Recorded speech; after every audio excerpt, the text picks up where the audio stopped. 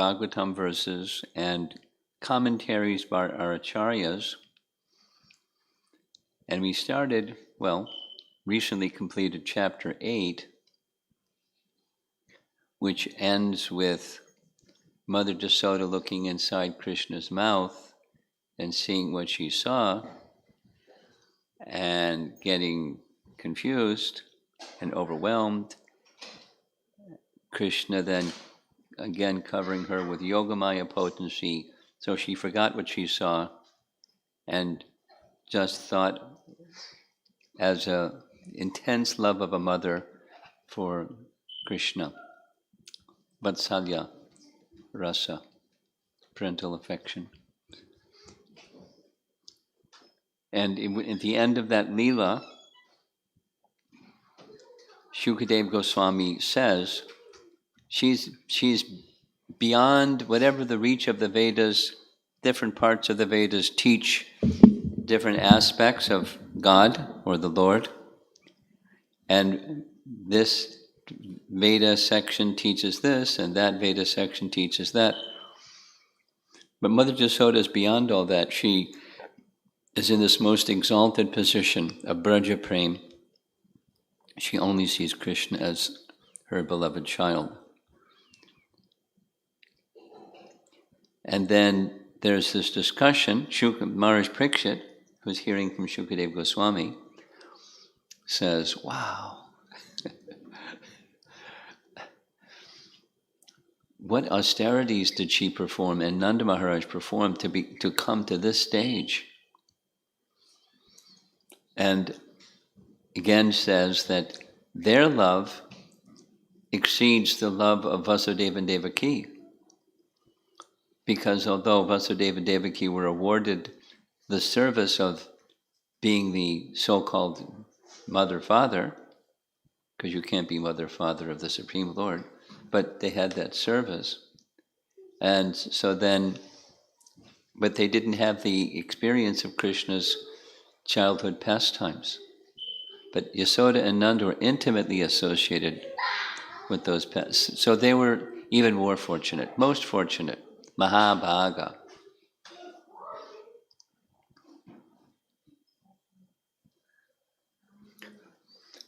And then there's some discussion that concludes the chapter, in short, the great fortune of Yasoda and Nanda, which opens the door for chapter 9, which is the Damodar Leela, where the first 20 verses are just Mother Jasoda's love for Krishna is super excellent, unequaled anywhere.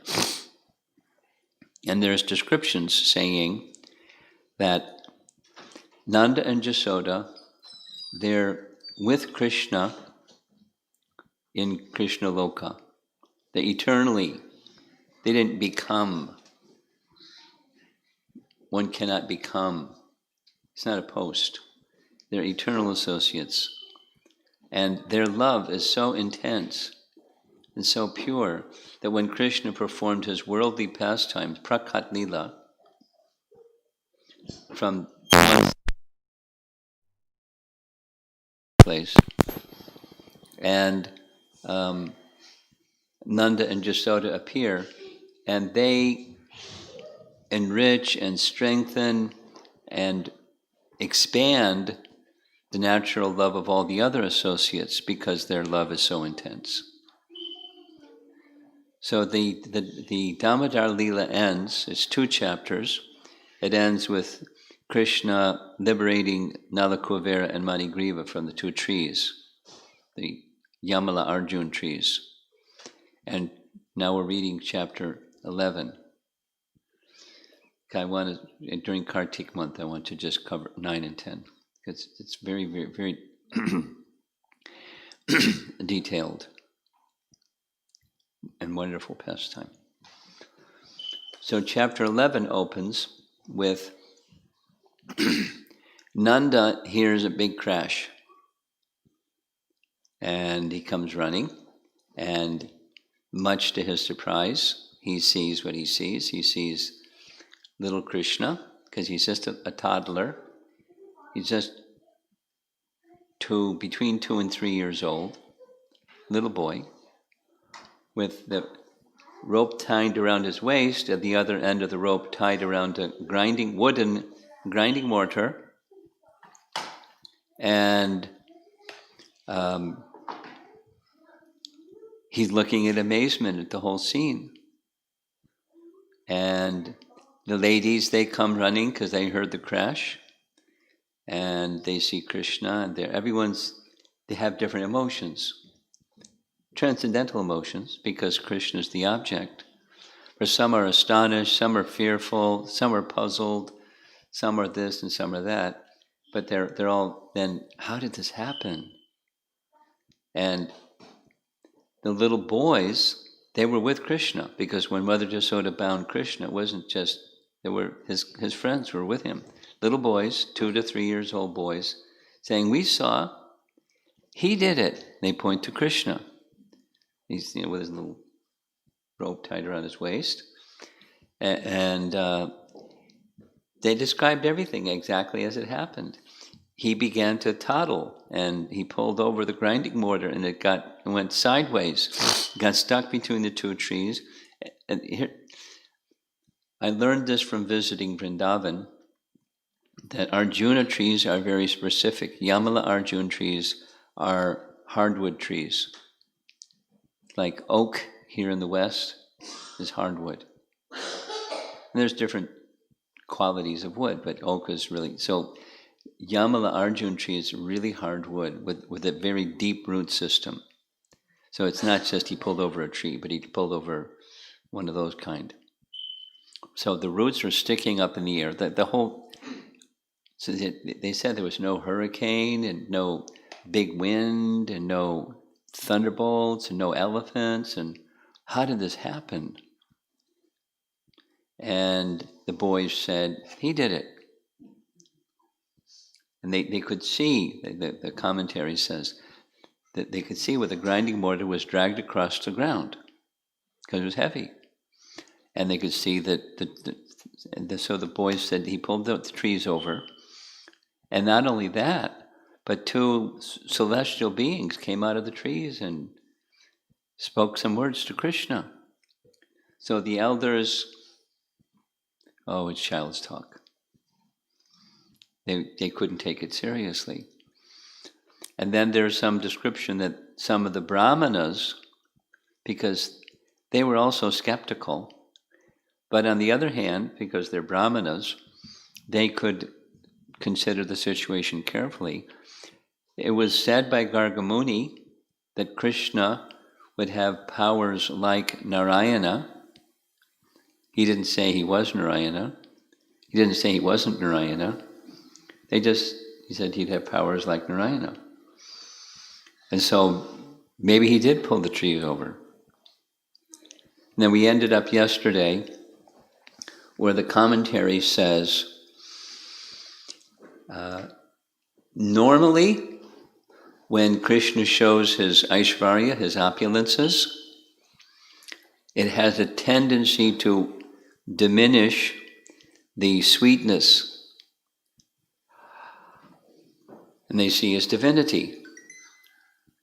But for these brahmanas, by the influence of Nanda and Yashoda, their affection for Krishna was so strong that it served to increase their affection for Krishna, rather than have them doubt maybe he's not just Nanda's son, maybe he's God.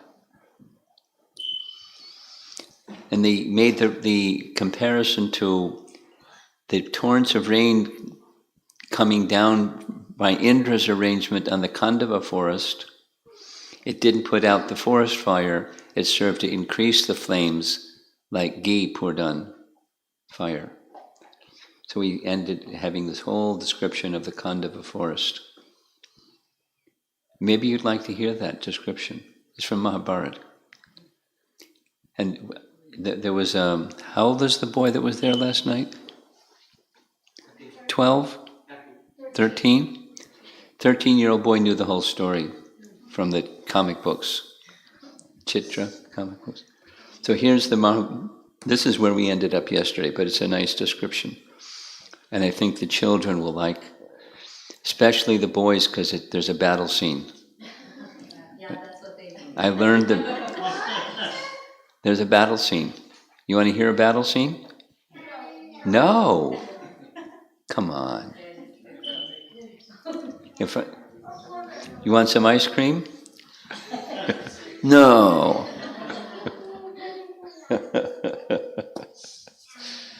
Okay, here we go. Get my reading glasses.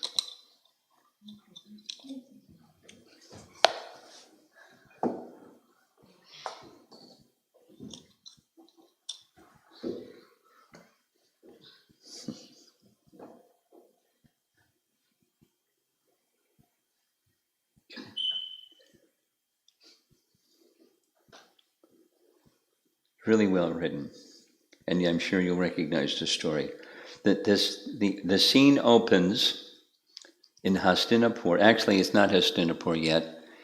It's Indraprastha, and it's after Arjuna, because Arjuna had gone on pilgrimage. Arjuna went on pilgrimage because there was a scene where some robbers were harassing the cowherd men. And the cowherd men came and took shelter of Arjuna. Help! They're taking our cows. So Arjuna immediately went and got his weapons and dismissed them all. When he came back, he said to Yudhisthira, we had this vow that for 1 month, each of the brothers would be with Draupadi, and it was your time to be with Draupadi, and I came to get my weapons where you were with Draupadi, and so I made an offense and I should go in pilgrimage because I'd broken a vow that was told by your mother. And Yudhisthira said, no. What you did was emergency. Emergency supersedes regulation.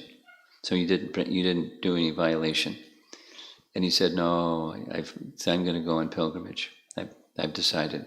So he's on pilgrimage, and he went to holy places. Many things happened. One of those things happened was his marriage to Subhadra in Dwarka. And it's a long story. But after that marriage with Arjuna and Subhadra, then the Yadu dynasty elders, including Balaram and others, accompanied Arjuna and Subhadra to Indraprastha. And they're in Indraprastha, and there's a big festival, and there's gift giving, and it's a very nice time. And that's where we're going to pick up. With Balaram at their head, the Yadus headed back to Dwarka. But Krishna decided to remain behind to spend some time alone with Arjuna. One day, Arjuna suggested, "Oh, Krishna, the days are hot. Let us go for some time to the banks of the Yamuna. We have constructed many fine pleasure houses there." Krishna agreed to his proposal, and they set off. They soon arrived at a charming spot amid groves of tall trees. High white mansions stood along the river banks, looking like a city of the gods. Krishna and Arjuna entered one of the houses, where they were served varieties of exquisitely flavored foods and drinks. They lay down upon golden couches, spread with silk covers.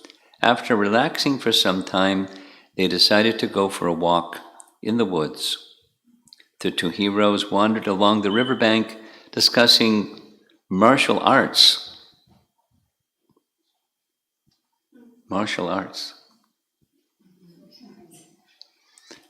And past battles they had each fought.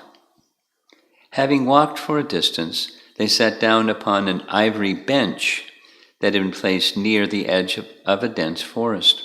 As they continued to talk, a Brahmin suddenly emerged from the woods. They looked at him in surprise. He resembled an old sal tree with a complexion like molten gold. His beard and hair were bright yellow, and he shone like the morning sun. His 2 eyes were like lotus leaves, and his body was well-formed and powerful. As the Brahman approached them, blazing like fire, Krishna and Arjuna stood up and awaited his order. In a resonant voice, the Brahman said, resonant voice, I know you two to be the foremost of all men. I myself am a voracious Brahmin who eats much. I have therefore approached you in order to beg my food and to be gratified by you. Both Krishna and Arjuna folded their palms and asked the Brahmin what food he would like. The Brahmin replied, I do not eat ordinary food. Know me to be Agni, the fire god. Give me food that suits me. Please help me devour this Khandava forest. He indicated the jungle by gesture by which they were standing. Although he had already made many attempts to consume the forest, his efforts had been repeatedly thwarted by Indra. This was because Indra's friend, the Naga Takshaka,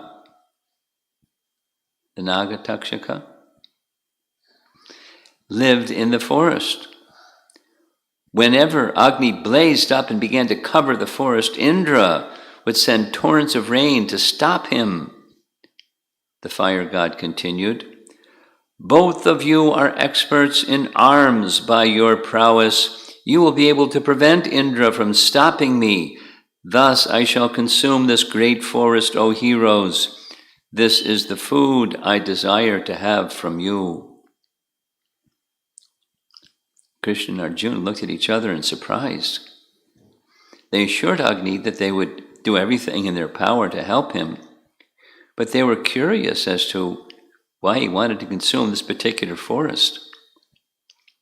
The deity explained that the Khandava forest contained numerous varieties of medicinal herbs. He needed the herbs because he was suffering a malady due to having eaten excessive amounts of ghee.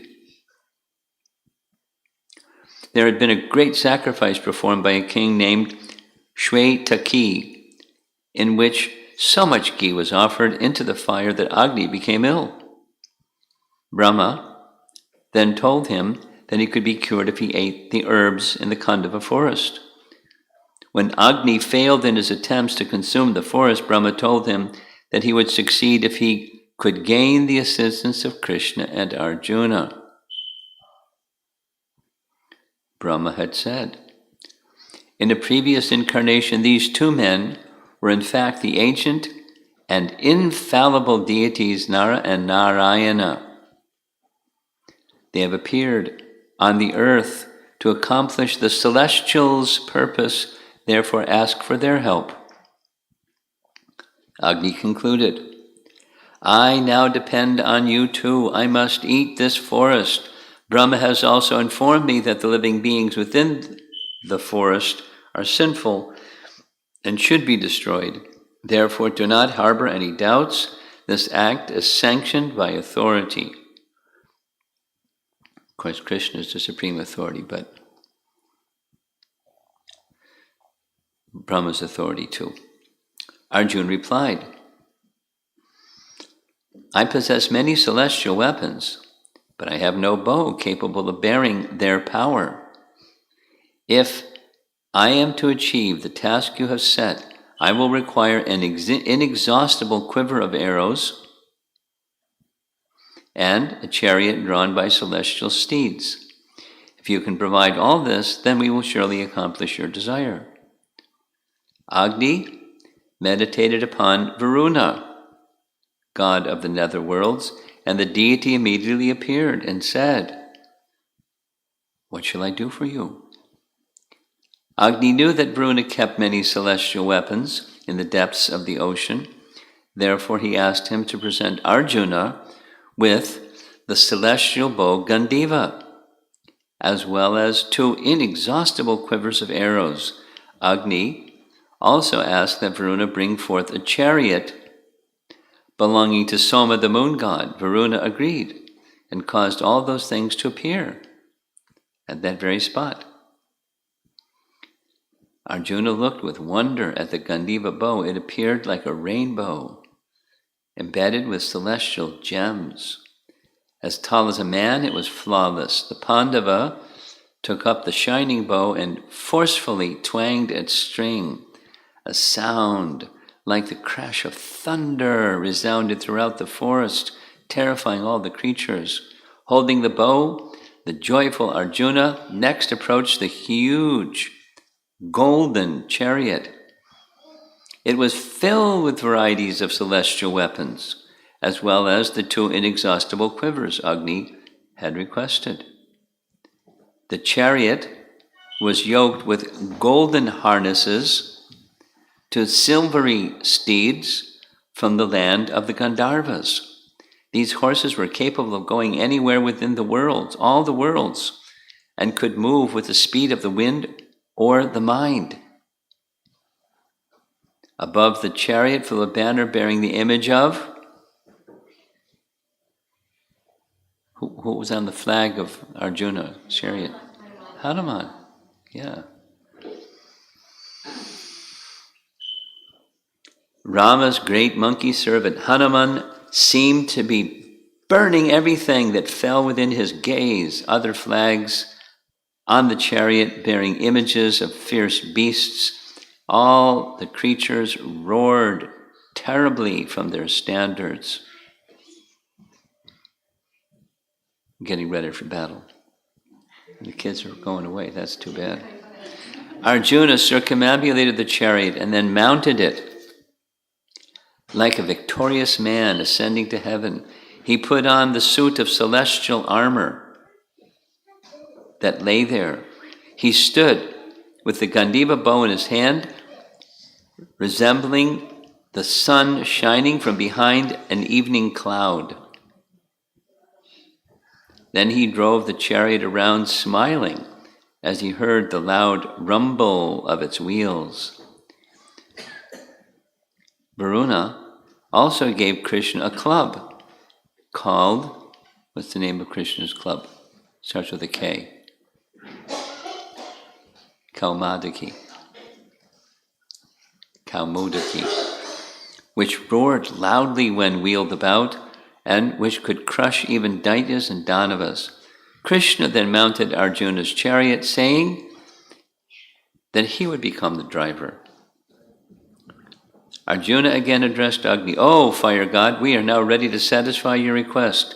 Armed with the Gandiva and assisted by Krishna, I am able to withstand the entire host of gods united with the Asuras, what to speak of Indra.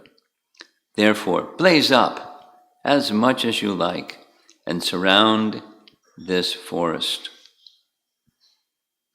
Agni immediately expanded himself around the forest and began to consume it with his 7 kinds of flames.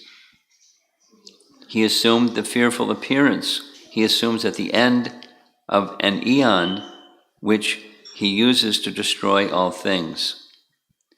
Krishna then began to drive the chariot around the forest. It moved with such speed that it appeared to be continuously present at every side of the forest. Whenever Arjuna saw a creature trying to escape from the conflagration, he immediately shot it down, being slain in the presence of Krishna, the supreme deity. All the creatures dying in that forest assumed their spiritual forms and ascended to the highest regions of transcendence. The roar of the fire could be heard for miles. Red, orange, and blue flames shot high into the sky. The lakes and ponds in the forest were boiled dry, and the rocks melted. No creature was able to escape from the blazing Kandava forest, and their screams mixed with the crackling of the fire. It blazed up to such an extent that it caused fear even to the celestials, who went in a body to Indra and said anxiously, "Oh, Lord of the immortals, why does Agni burn all creatures below? Has the time come from the world's destruction?" Indra looked himself to see what was happening on the earth. Feeling concern for his friend Takshaka, he set out at once to stop the fire. He sent down torrents of rain, which fell in columns as thick as tree trunks. But the rain was turned to steam by the heat of the fire, even before it reached the forest below. Indra then became angry and amassed huge clouds over the forest, which doubled the volume of rain. With its flames and smoke rising up, and with lightning and sheets of water falling from the sky, the forest became terrifying.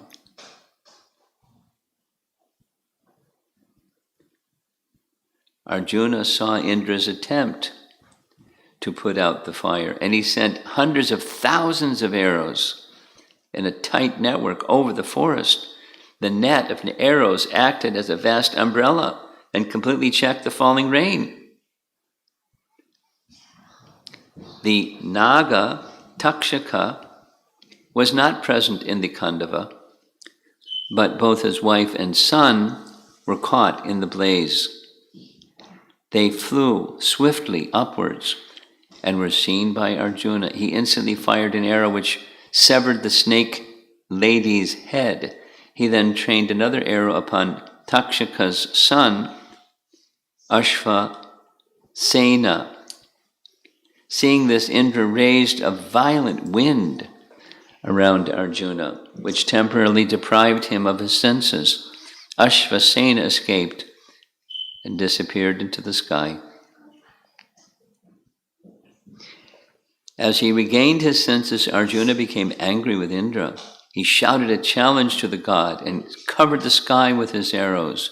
Indra too became angry with Arjuna and released his tremendous thunderbolt weapon. Without delay, Arjuna invoked his Vaya, the wind weapon, which dispersed the huge black clouds. That powerful wind weapon completely dispelled the energy of Indra's thunderbolts and lightning flashes. The sky became clear and a gentle breeze began to blow. Agni blazed up even more, fanned by the breeze, and fed with the fat of bodies burning in the forest. He filled the sky with his roars. Indra summoned many other celestials to fight with Arjuna.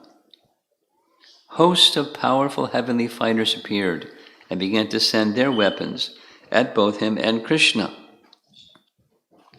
Blazing iron balls, rocks, and countless arrows shot toward them. Arjuna countered all the missiles with his arrows. At the same time, he cut down his assailants, who fell screaming into the fire. Arjuna was unconquerable as he stood on the battlefield, releasing his deadly arrows, with Krishna skillfully guiding his chariot. It goes on. There's various devas come, and the Vishvadevas, Sajas, Rudras, etc. They all came charging at Krishna and Arjuna. Even though they exerted themselves with full force, however, the celestials were unable to overpower Krishna and Arjuna. Struck by Arjuna's mystical arrows, the gods were forced to retreat. Indra smiled. He was pleased with Arjuna, who was, after all, his son, and he also understood Krishna's position. Indra knew that no one could overcome Krishna or anyone supported by him. Obviously, Krishna desired that Agni consume the forest, and at the same time, he was enhancing the fame and glory of his friend Arjuna. Then, desiring to test Arjuna's power further, Indra sent down a thick shower of boulders. Arjuna quickly reduced the stones to dust with his swift arrows. Indra then tore off the peak of a massive mountain and hurled it at Arjuna. Not disturbed in the least, Arjuna cut the flying mountain peak into 1,000 pieces, which rained down upon the forest below. Indra was gladdened by Arjuna's prowess. He ordered the celestials to withdraw, and as he did so, an invisible voice was heard in the sky. It was Brahma. "Oh, Indra, your friend Takshaka is not in the forest at present, nor will it be possible for you to defeat in battle Arjuna and Krishna. These two are Nara and Narayana, the immortal and invincible rishis. They are worthy even of the gods' worship. Desist from the battle, for the burning of the Khandava forest has been ordained by fate." Having heard that voice, which they knew belonged to the universal creator Brahma, the gods retired to their abodes. For 15 days, Agni continued to consume the forest along with its inhabitants. As the forest was destroyed, hordes of Rakshasas, Danavas, and Nagas rushed out in fear. Arjuna cut them down with volleys of arrows. None could even look at him as he stood releasing his searing shafts. 15 days worth. That's longer than Krishna held Govardhan Hill.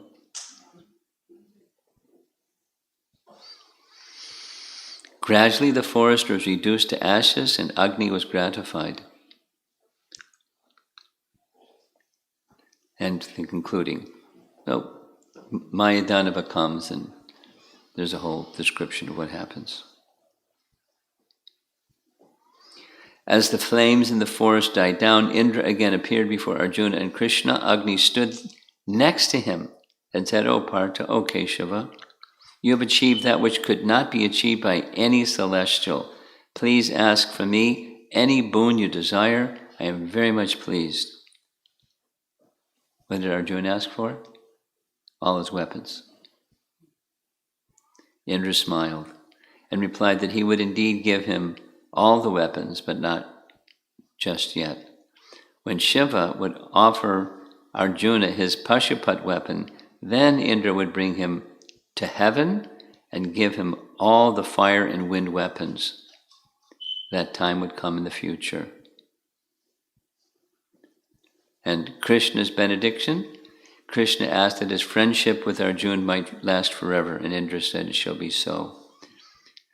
Finally, Agni said, "I also wish to give you a boon. Just as I pervade this universe, so by my power, you will be able to go anywhere you desire within the universe." The gods then returned to their heavens.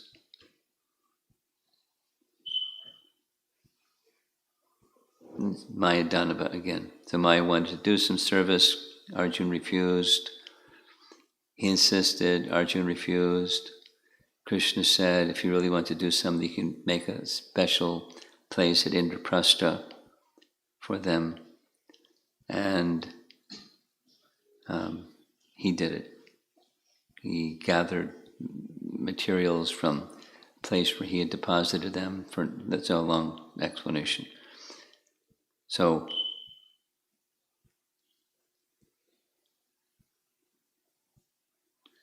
yeah.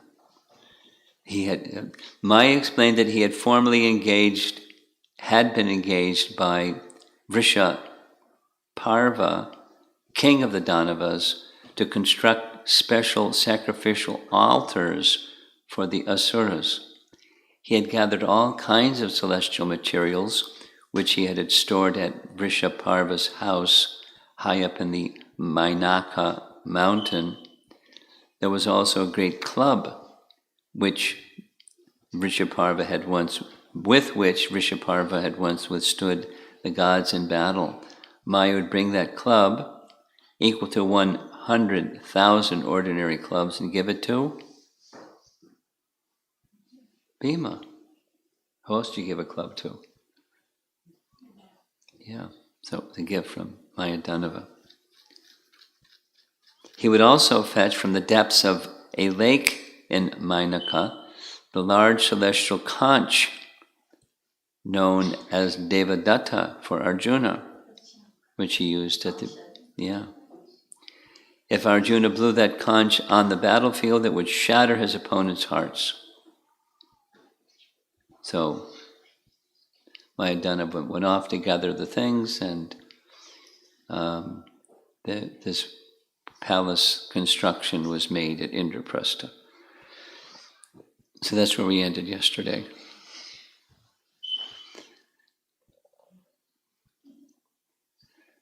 That was a warm-up. Now it's tonight.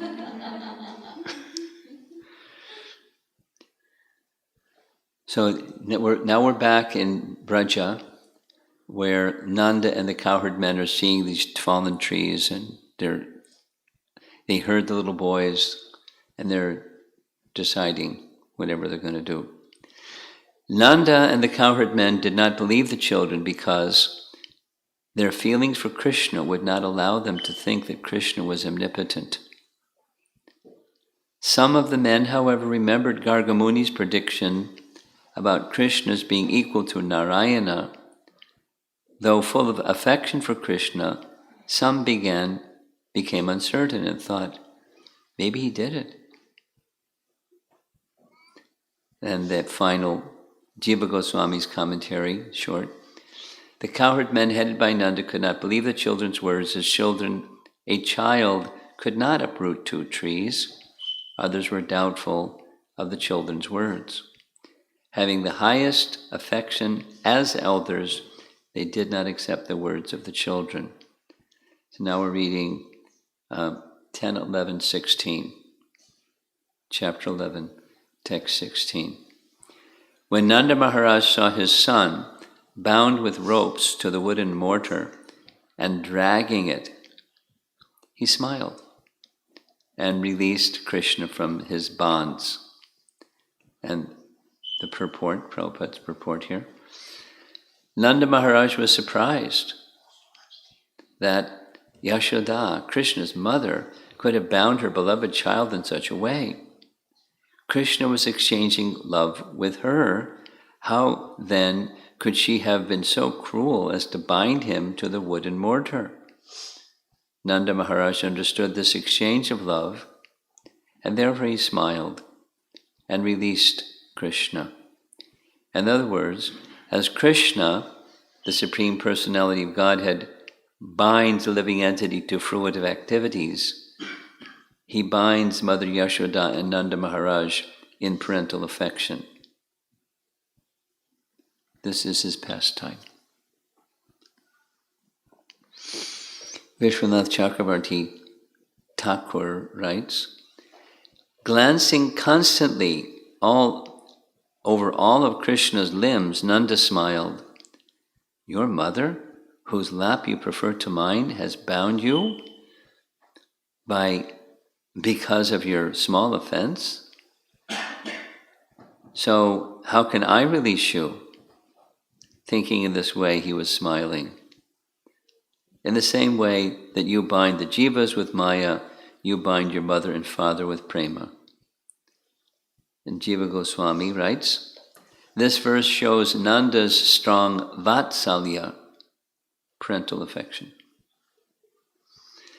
The description of Krishna with the mortar is repeated in this verse from the previous verse to indicate that Nanda saw the sweetness of the pastime.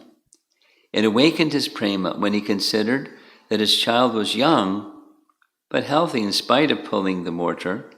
He examined his son in all his limbs. He smiled in order to make the frightening, bound-up child happy. He had a smile on his face because internally he was angry at Yashoda on seeing his son tied up and feared the fall of the 2 trees. He also saw the smiling face of his son. Vishnu Purana says, quote, he saw the child who smiled, showing his tiny, new, white teeth, unquote. Krishna was afraid of his father, but on seeing Nanda's smile, the child also smiled, in order to have his father understand that he was not fearful, and thus satisfying him. His father freed him from the rope tied to the mortar.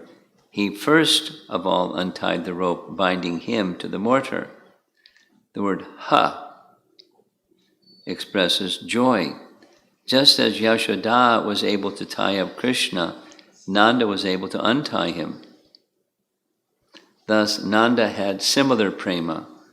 Nanda did not notice the huge quantity of rope used for tying Krishna. And Jiva Goswami writes, when Nanda Maharaj saw his own son bound with ropes to the wooden mortar and dragging it, he smiled and released Krishna from his bonds. This verse describes the great affection of Nanda for Krishna. He saw Krishna with all his limbs. He smiled in order to extinguish the fear of the frightened child, though internally he was disturbed. And now there's some commentary from Priti Sandarbha. It's a book it's part of 6 Sandarbhas written by Jiva Goswami, like a commentary on the Bhagavatam, and it's describing the stage of affection or love for Krishna. A sweet smile may be used to encourage Krishna when he is in grief. Gives this example, Nanda's smile. Even when he is in distress, a devotee in Vatsalya Rasa may pretend to smile in order to reassure Lord Krishna. Maybe as parents you do like that sometimes. Your children are distressed and you want to have them not be so stressed out, so you smile and pat them and things. So that's what Nanda was. He was inside, worried and fearful and stuff, but he wanted to calm his son. Final is 10:11:7. The gopis, so that ends the pastime with the trees falling. Now it's his childhood pastimes, that's the chapter. So here's the gopis, the elder gopis, the ladies. The gopis would say, if you dance, my dear Krishna, then I shall give you half a sweetmeat. By saying these words, or by clapping their hands, all the gopis encouraged Krishna in different ways. At such times, although he was the supremely powerful personality of Godhead, he would smile and dance according to their desire, as if he were a wooden doll in their hands. Sometimes he would sing very loudly at their bidding. In this way, Krishna came completely under the control of the gopis, Yasoda's friends. The earlier chapter 8 was his stealing, Makanchur Leela. Now he's a little older, and he's doing these other things with them. That's it. Huh? Between 2 and 3.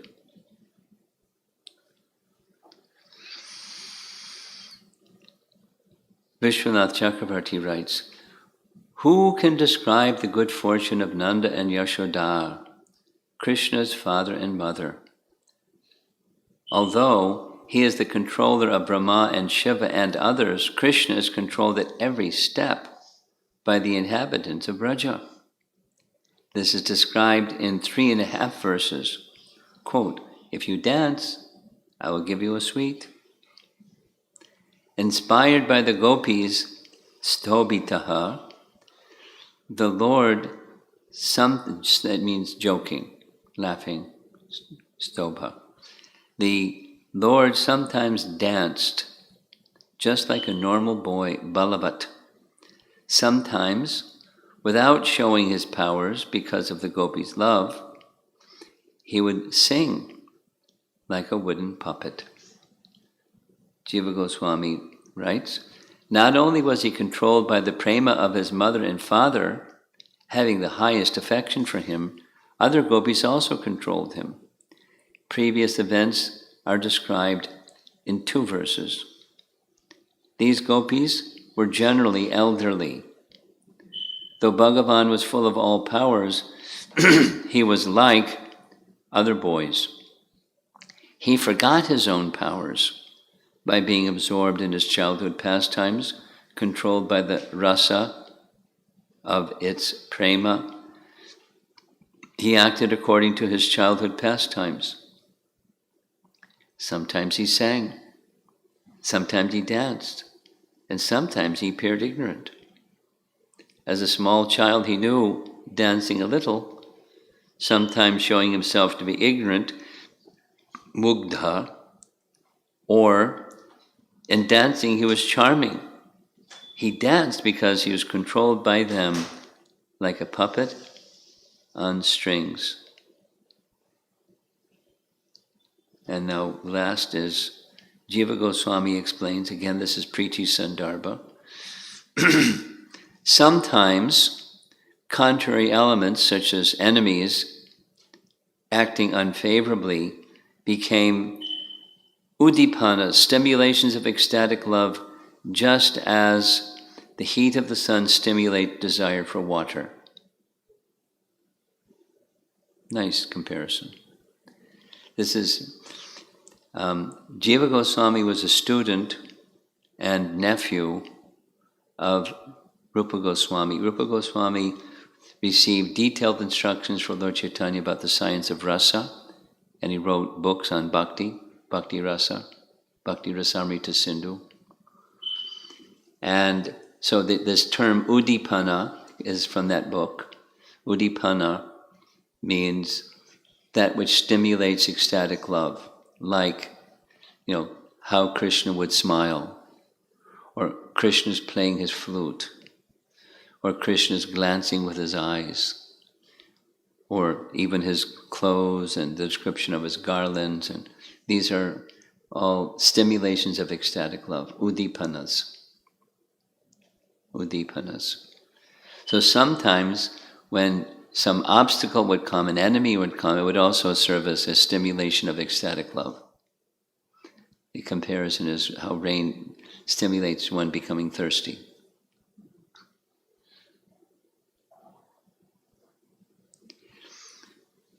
And it gives an example, it gives several examples. This first example comes at the marriage of Rukmini, where Balaram heard that Rukmini sent a messenger to Krishna. Krishna agreed to marry her, and by kidnapping her. So Balaram knew there's going to be a battle. So Balaram becomes inspired to help Krishna come to Krishna's aid. When Balaram heard about these preparations of the inimical kings and how Krishna had set off alone to steal the bride, he feared that a fight would ensue. Immersed in affection for his brother, he hurried to Kundina. Kundina is King Bhishmaka's capital city in Vidarbha. So she's Vidarbhi. His kingdom is Vidarbha, and the capital is Kundina. King Bhishmaka, that's where Rukmini lived. So he set off, hurried to Kundina with a mighty army consisting of infantry and soldiers riding on elephants, horses, and chariots.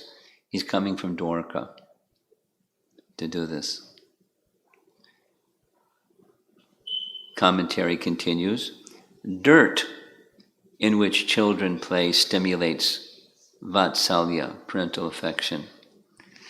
When elders act unfavorably to lovers in kanta bhav, that's ecstasies of conjugal love, the unfavorable elements generate the 7 minor rasas, like fear, and nourish the main priti rasa. So what this is saying is, this is Rupa Goswami's, when you read Nectar Devotion, you'll learn all this. There's 5 primary rasas, and there's 7 secondary rasas. 5 plus 7 equals 12. The 5 primary rasas We did this with a teenager. We said it twice and she said it back the third time. Neutrality, servitorship, friendship like Arjuna, parental affection like Nanda and Jasoda, and conjugal love like the gopis and the queens of Dwarka. So neutrality, servitorship, friendship, parental affection, and conjugal. Those are the 5 primary. So when there's the conjugal rasa and there's some opposition, then it invokes one of the other 7 secondary rasas. They become stimulated and enhances the primary rasa. Like this example of Mother Jasoda seeing the universe inside Krishna's mouth. It invoked astonishment. That's a secondary rasa. So Krishna knows how to stimulate the love of Mother Jasoda by, from time to time, something astonishing. Or lifting of Govardhan Hill, or he does something astonishing. It discloses his divinity, but it serves to promote or stimulate a secondary rasa. This is explained in Bhakti Rasamrita Sindhu. The 5 primary rasas, beginning with neutrality, are accepted as Hari Bhakti rasa. The secondary rasas generally act as vyabhichari bhavas within the primary rasa. So again, it's stimulations of ecstatic love. Thus, the udipanas, sorry for the technical language, but that's what the comment. So the udipanas, the stimulations of ecstatic love have been indicated. Among them, those related to Sri Vrindavan Dham are outstanding. There resides the objects most treasured by Krishna, who is the object of the highest priti, or affection, love. And then he gives scriptural references. Shukadeva Goswami, in this chapter 11, a later verse. Oh, King Parikshit, when Rama and Krishna saw Vrindavan, Govardhan, and the banks of the river Yamuna, they both enjoyed great pleasure. Or, in a later chapter, Krishna himself praises Vrindavan. Oh, greatest of lords, speaking to Balaram, just see how these trees are bowing their heads at your lotus feet, which are worshipable by the devatas, by offering you their fruits and flowers, having taken birth as trees to eradicate the darkness of ignorance of others by their actions. The great devotees praise it. This is now Brahma. In Brahma's prayers, after stealing the calves and cowherd boys, he comes before Krishna, he sees what he sees. He offers prayers. This is from those prayers. My greatest possible good fortune would be to take any birth, whatever, in this forest of Gokula, and have my head bathed by the dust falling from the lotus feet of any of its residents. Their entire life and soul is the Lord Mukunda, the dust of whose lotus feet is sought even today by the Upanishads. And then later is Uddhava, after he took the message from Krishna to the gopis, and he's appreciating Vrindavan in this way.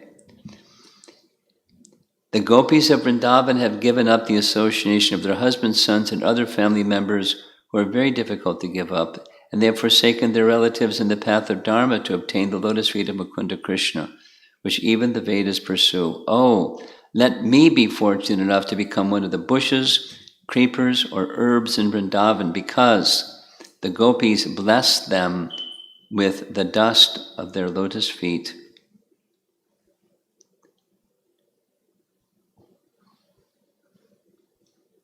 And then in another verse from Canto 10, Chapter 21, O friend, Vrindavan is spreading the glory of the earth, having obtained the treasure of the lotus feet of Krishna, the son of Devaki, with peacocks dancing madly when they hear Govinda's flute, with all other creatures remaining stunned at the top of the hills as they watch the dancing. The pastime that Krishna performed there, the pastimes that Krishna performed there are the highest. In the relation to the 18-syllable mantra, it gives the mantra, the thousands of avatars of Krishna are all auspicious. Among them, the young boy is the rarest. Balatvam means a person up to 16 years. Until 8, the child is an infant, as if in the womb. He is called a child Bala or Poganda, up to 16 years. Then, going back to something that we mentioned, chapter 8,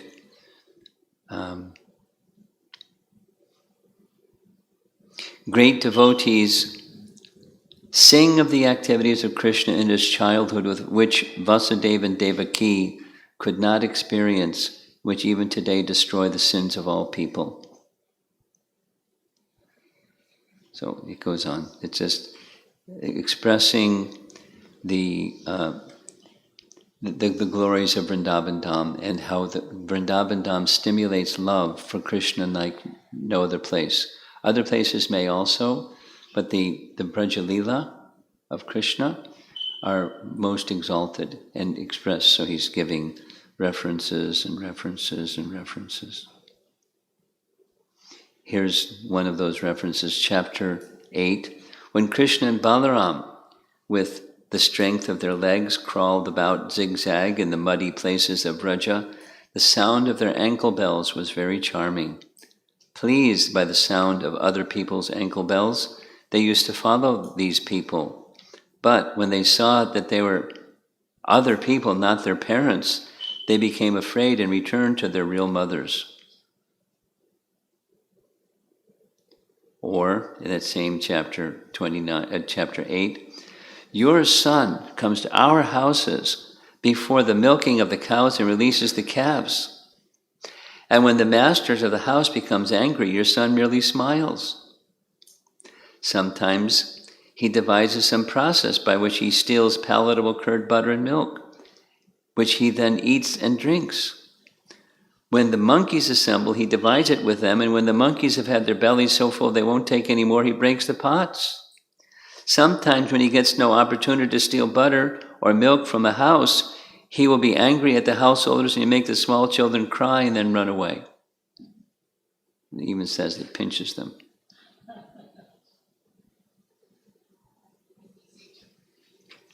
Two more. Praised by the elder gopis, the Lord, like a puppet on strings, sometimes danced like other boys, sometimes he sang, and sometimes acted ignorantly. Sometimes Krishna and Balaram would play on their flutes. Sometimes they would throw bilva fruits using slings. Sometimes they danced, making their ankle bells tinkle. These are all in the category of stimulations of ecstatic love.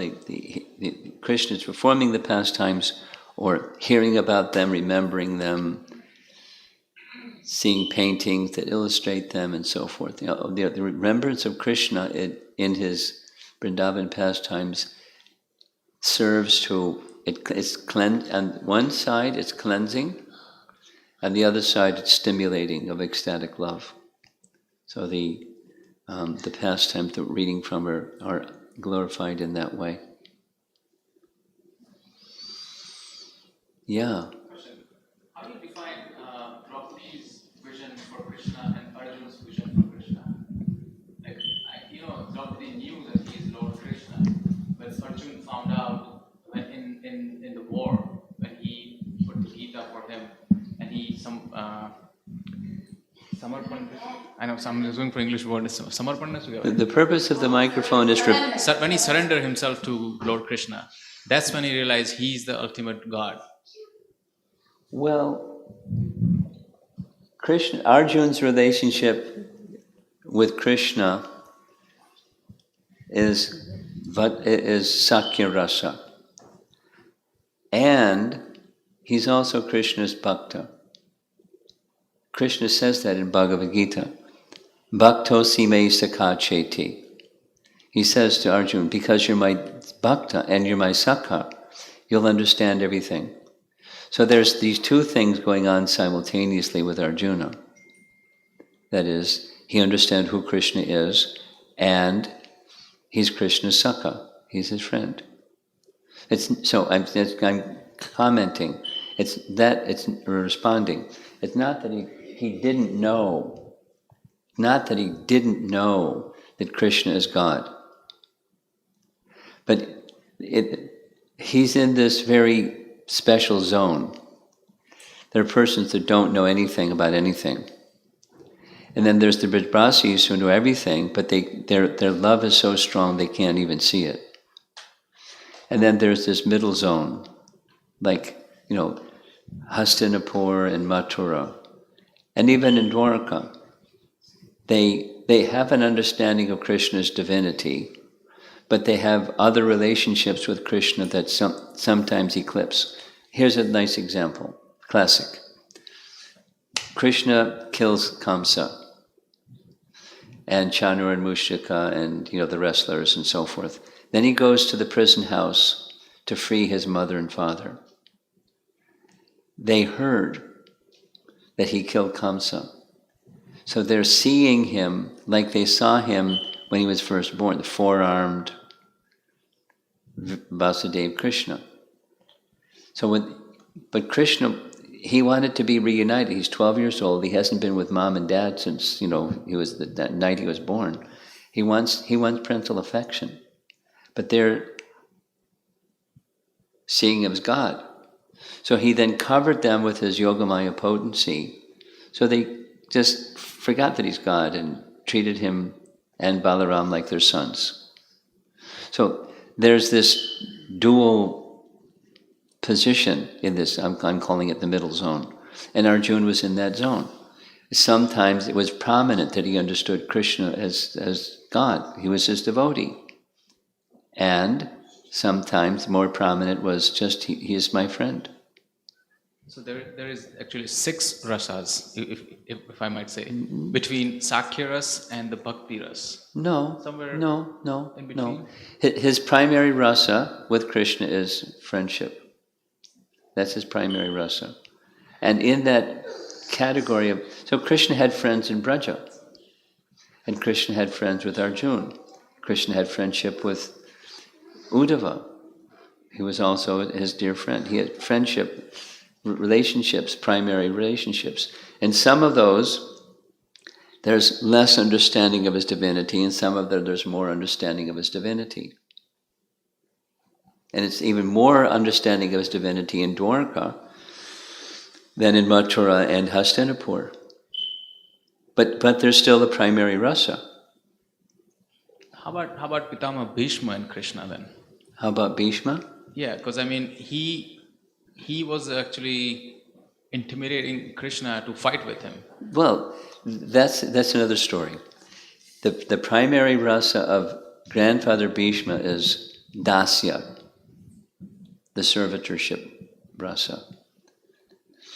And there's a secondary rasa that was prominent with Bhishma, and that was chivalry. Krishna likes feisty dealings.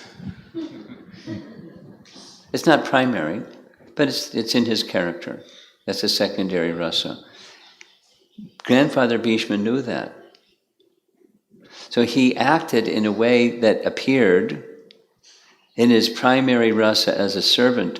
He was stimulating Krishna's chivalry. He was pushing him, I guess. As a service to Krishna. Okay, and one last question. But you follow? Yes, it makes sense, but But well, do you know? I know some people that they're the best of friends, and sometimes the way they talk to each other, it's in friendship, it's in jest. But they say, some stirring thing. The other person says some stirring things, and it's all in jest. It's in friendship, but it's like chivalrous, talk. It's like, whoa, I would never do that, because but their friendship is so intimate. They would speak like this with one another. Two sannyasis, they're dear friends. And they would say this and say that, and like, whoa. Then I started to understand. They don't take it in a personal way. It's just part of like going like this and going like that. And they like there it. is no winning or losing. It's just It's fun. you're It's having talking. fun. Okay. And so Grandfather Bhishma knew. He knew that Krishna would protect Arjuna. No way would he not protect Arjuna. So he took a vow. Krishna broke my vow? I who've never broken a vow? Krishna broke my vow? He took those 5 arrows? I take a vow. I'm going to make him fight. Krishna's going to break his vow, or I'll kill Arjuna. Okay, and one last question. And so that's chivalry. And he's firing arrows at Krishna, and Krishna liked it. Because he wants to make his bhaktas happy at the end. Yeah. And the bhaktas want to make him happy. And that's their relationship, the servitor and the served. And Krishna likes. Now it's a whole other thing. Prabhupada gives the example of a king would sometimes keep in his entourage a wrestler. Because kings like bashing and getting bashed. They like it. No, I don't like it. Probably you don't like it. But kings like it. They don't want a wimpy guy that's the wrestler. They want a guy that's going to really like whack them. And they whack them back. They like it. And it's like family. He's his wrestler. Wherever he goes, he's got his it's not social security, he's not a security officer or guard. It's, someone he can tussle with. He likes it. So as kings, where do they get? That's in Krishna. He likes a tussle. And one more question is, which age Krishna came, how do I ask that? Let me ask you this, like, what age of Krishna you find it more impressive or lovable? What's the adjective? What's the best age? Most interesting, attractive? When he was a baby, when he was in teenage years, when he was in his prime time? In his Braja Leela, we heard pages and pages and pages and pages of description of Krishna's ages. Like when he went to see Vasudeva and Devaki in the prison. Our acharyas go over details and details and details of the chronology and his age and his child development, and like when he was crawling.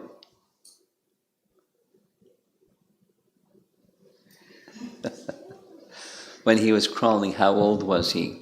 By normal child development, a child's crawling is at such and such age, and Krishna did it way earlier.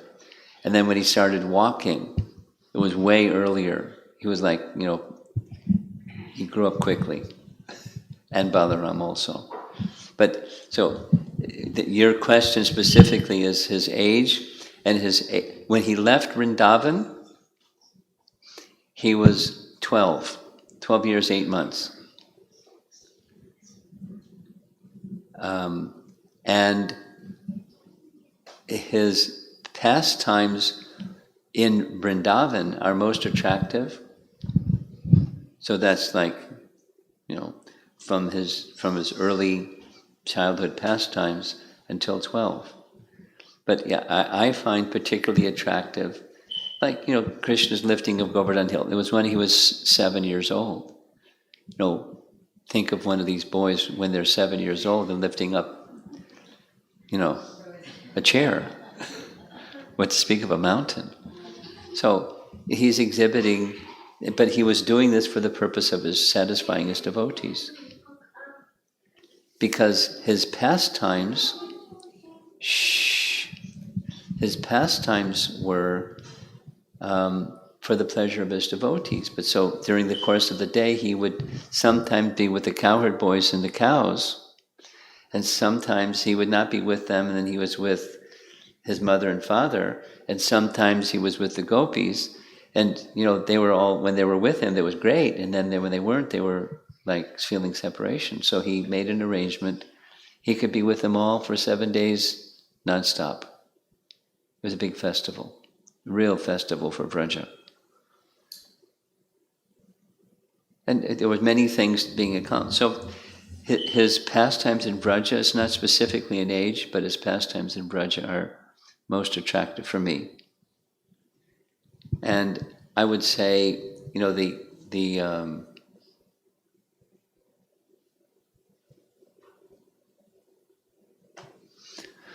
when he's interacting with the cowherd boys and the cowherd girls, it's especially meaningful,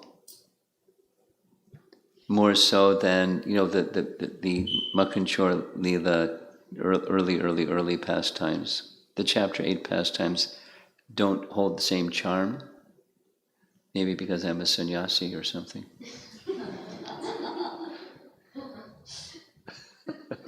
Gopis never got old.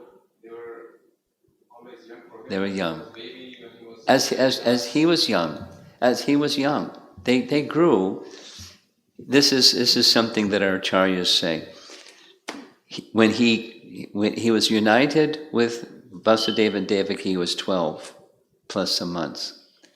But then much later in Dwaraka, where he is however old he was, Pradumna, his first queen was Rukmini, and their first son was Pradumna.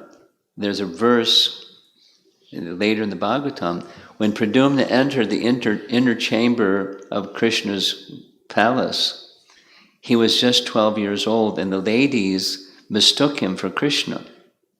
So they became very shy. When they realized it was Pradumna, the shyness went away. Which meant, inductively, Krishna looked the same age as Pradumna. I mean, you don't look the same age as your son. But Krishna didn't age beyond that. Although he was, sometimes it said he's 16, but there specifically in the verse says 12. Young, youthful, Yovana. I have a question, Maharaj. Thank you so much for the beautiful lecture. One of my questions is, which rasa is better over the other? Or I know I think they're supposed to be the same, but I know Madhurya Ras covers all the below. Yes, it rasas. does. So, Yes. is there anything that's better? It's not better. It's perfect, or perfect, or perfect, or perfect, or perfect. At the same time, that's perfect. We discussed this the other day. Why is it that the followers of Lord Chaitanya particularly, or Srimad Bhagavatam particularly, appreciates the love of the gopis especially? And there's many features, but it's detailed. But commonly, just the degree of selflessness of their love is unequaled. And it's not to say that Mother Jasoda was selfish, but the degree of selflessness of the gopis is unexcelled. And the intensity of that love of selflessness attracts Krishna. So he likes, and they like. So whatever, another way of saying the same thing, it's a different way of saying the same thing, is whatever is in the previous rasa is also within the second rasa plus. Whatever is in that rasa, the subsequent rasa includes that plus. So that the love of the gopis is the maximum plus. And it's the selflessness. And it's not to say the cowherd boys were selfish, or Arjuna was selfish, or Mother Yasoda was selfish, or Vasudeva and Devaki were selfish. It's not to say like that, but the intensity of selflessness is unequaled. Yeah? So, thank you. How do we know which rasa we are in, or when does that... You have to become purified to know. Sure. Then you'll know. And before then, you won't know. It's like, let's say you have a jar that has seeds. You don't know, is it going to be let's say marigold seeds. Is it going to be an orange one or a yellow one? You don't know. But when it sprouts, then you'll know. And sometimes they're the smaller flowers, sometimes they're the bigger flowers, sometimes they're really big flowers. You don't know until it sprouts. So you'll find out your rasa when you become purified. And your little boy is going to be playful for quite a long time. And how do we know when we're purified completely? Because How do we know what? when we're purified completely, or even because... Well, how do you know when you've eaten a meal that you've had enough? You don't have to have someone tell you. You say, "Oh, thank you." There's a verse in the Bhagavatam that speaks like that. Bhakti parishano bhavo viraktir anyatra cha. There are symptoms that is compared to the eating process. The second part of the verse says, just like when you fasted, you know what happens. You become weak, you become hungry. And then when you break the fast, your fatigue goes, your hunger goes, and you become satisfied. And it's predictable. So this is predictable, but you won't know until bhakti becomes sufficiently awakened. And then viraktir anyatra cha. Other things, they lose interest. And the interest is in topics of Krishna, the ear goes. It's just not like, okay, now it's time to... It's like the Ganges flowing downstream during monsoon season. You have to tell the Ganges, okay, you can flow downstream now. The Ganges is flowing. So does it fluctuate when we get to that level? No, there's variety, but it doesn't fluctuate. There's diversity, unlimited diversity, but it doesn't fluctuate. It's just varieties of intensity of feelings towards Krishna and eagerness that may sometimes even look like, when Krishna is absent, feeling sad. That looks, doesn't look like a pleasant feeling at all, but it's an intense feeling of love. So there's variety, all variety. In it's described like this, that bhava is where there's a rise of emotion like a wave. That's the bhava bhakti stage. And the prema bhakti stage is where there's constant waves and they're constantly mixing, and one cannot distinguish one from the other. But there are symptoms of this bhava, and that's what nectar devotion is describing. The waves, that's why it's an ocean. Sindhu. Bhakti, rasa, amrita, sindhu. So it's just waves and waves mixing. So does it stop? It doesn't stop. It's just varieties. Thank you, Maharaj. Okay.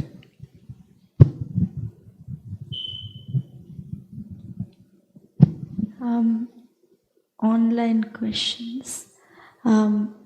This is from Govardhan, Varshana Mataji's son. How do we understand when Krishna lies to Mother Yashoda?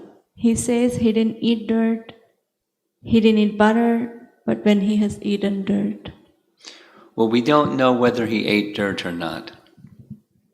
It doesn't say definitively that he did or did not. The cowherd boyfriend said he did, and he said he didn't. We don't know definitively whether they were lying or he was lying. But how do we understand even if they were lying or he was lying? It's a pastime, and there was a purpose of the pastime. And the purpose of the pastime is Krishna wanted several things, but he wanted the affection of his loving mother Yashoda to scold him. Now, have you ever thought about wanting your mother to scold you? No. But if she does, maybe she never does, but if she ever does, it's because of love. It's because of love. And Krishna knew that, so he wanted her to scold him. He wanted that particular variety of affection, just like Krishna wanted Bhishma to shoot arrows at him. He wanted. So Bhishma did. And Krishna's going, ah. So Krishna wanted. So whether he ate dirt or didn't eat dirt, the pastime was arranged for that display of Mother Yasoda's affection for him. Then he had other things he wanted to do. He wanted to inspire the secondary rasa of astonishment. So he showed the universe. He showed everything is within him, his divinity. God is he from whom everything rests, or within whom everything rests. So that's the answer to Govardhan's question. It's a rasa. It's a pastime to inspire Mother Yasoda's love in a particular way. If you tell a lie to your mother, that's no good. When Krishna tells a lie to his mother, that's good. Because it's for the purpose of stimulating her love only, and that's not why you might lie.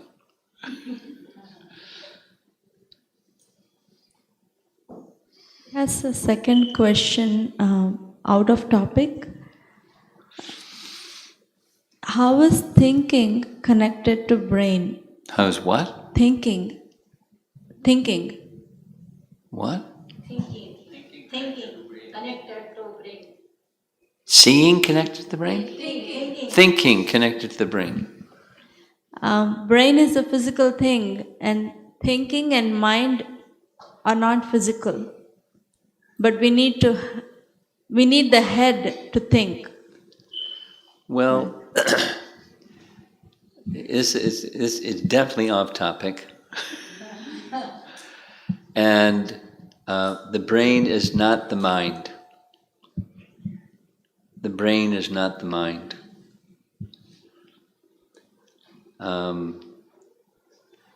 Memory is not stored in the brain.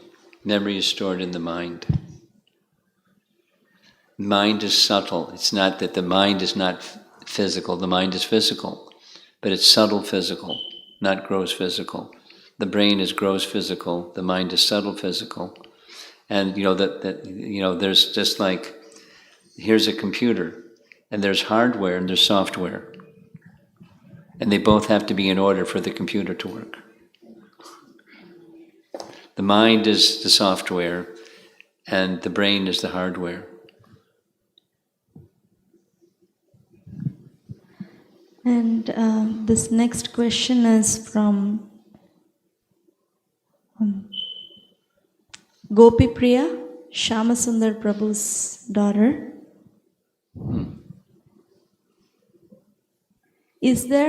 Are there seasons like summer, spring, etc. in Goloka? And is there time in Goloka? There's time. That's a nice question. It's a fascinating topic. And to keep a fascinating topic simple, time as we know it is absent, but there's an appearance, a yoga maya appearance of the passage of time. Time as we know it is a measure of the movement of the sun. It's called Kala Chakra in Sanskrit. And according to, you read carefully in the third canto of Bhagavatam, the smallest unit of time is the time it takes for the sun to cross one atom. And then when there's a certain number of atoms, that's another unit of time, and certain other atoms, another unit of time, and then you get minutes and so forth. So time in this world destroys things. Time in the spiritual world doesn't destroy things because it's time eternal. So there's no matter to be destroyed in the spiritual world, but there's spiritual energy, and it's not just energy that's destroyed with time. But there's the seeming sense, the Yogamaya sense of the passage of time, thus day and night. So,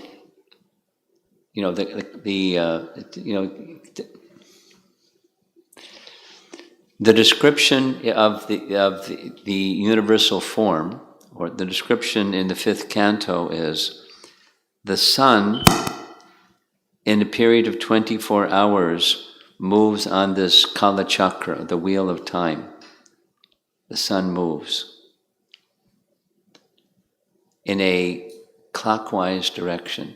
The sun rises in the east and it sets in the west and it's gone, then it comes back again in the east, and in 24 hours the sun moves, and that's the passage of time.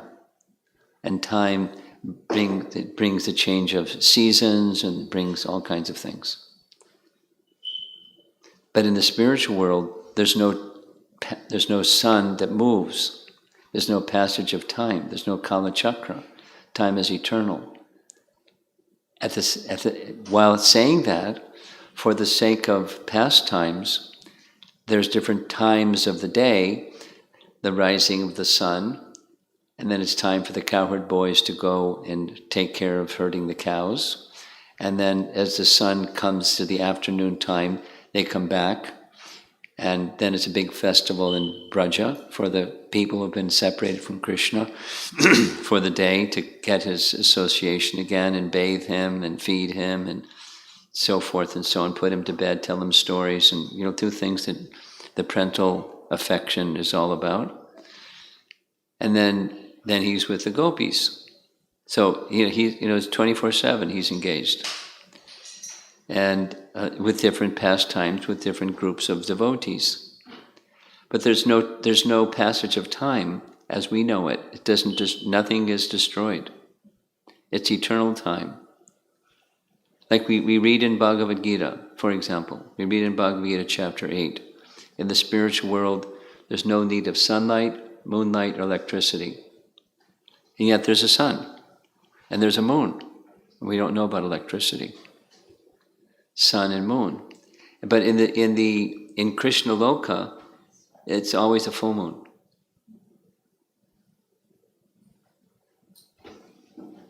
For Krishna's pastimes purposes, it's always a full moon. And there's a sun, but it's not the kind of movement of the sun that destroys things.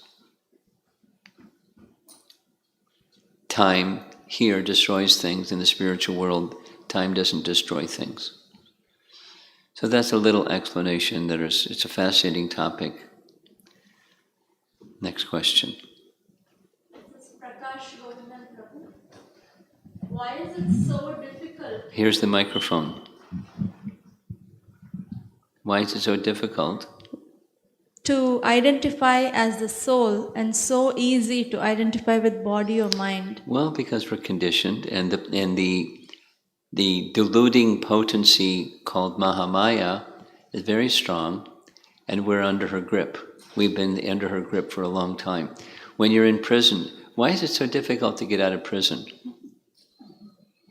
Because the prison warden has strict policies. So Durga is in charge of the prison of material creation, and she's got some really strong people and binding forces. The next question is from Sunita Mataji. When Krishna's pastimes happen in other planets or universes, does it happen in similar place names like Mathura, Vrindavan and Dwarka? Yes. Yes. I mean, that's my understanding, I'll say. Because his place of pastimes, that's his place of pastimes. This is Sridevi Mataji. Before entering into the 10th canto of Srimad Bhagavatam, which explains the sweetness of Krishna, we have to study the first 9 cantos, which shows his greatness. Which aspect that we have to meditate, whether Krishna is very simple and easy to approach, or he is so great that we have to look at him as my master? Which aspect do we have to meditate on? Do you understand the question? Not the whole preamble, but just the question part. So, do we have to meditate on his sweetness or greatness? The sweetness or greatness. Why? Why make a distinction? I mean, the sweetness is resting upon his greatness, which is part of his greatness. But we won't have the proper understanding of his sweetness if we don't have a proper understanding of his greatness.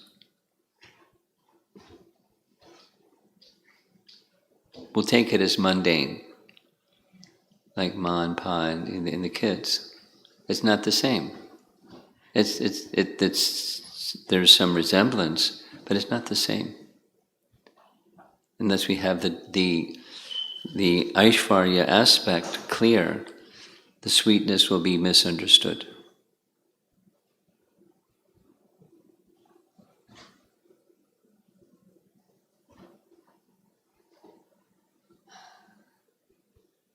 This is from Govinda Mohini Mataji. We learn that Balaram is the first expansion of Krishna and not different than Krishna. Only difference is their color. But we don't see Lord Balaram being worshipped outside of ISKCON. Can you please explain why? I don't know if it's true. We don't find Balaram being worshipped outside of ISKCON. He's not as prominently by far. He's not prominently worshipped as Krishna is worshipped, but Balaram is worshipped elsewhere. I mean, when we visit Vrindavan, it looks like because of the pandemic situation, we won't be going to Vrindavan this year, but next year we will. And one of the places we'll go is the Dauji temple. And all over Vrindavan, Balaram there's places where there's Dauji temples, but there's humongous Dauji deity in the southern part of Braja and in other places. It's particularly he's appreciated in Braja because his pastimes are in Braja, but he's known as Dauji, the elder brother. Okay. Anything else? Anybody? Okay. Prabhupada ki jai.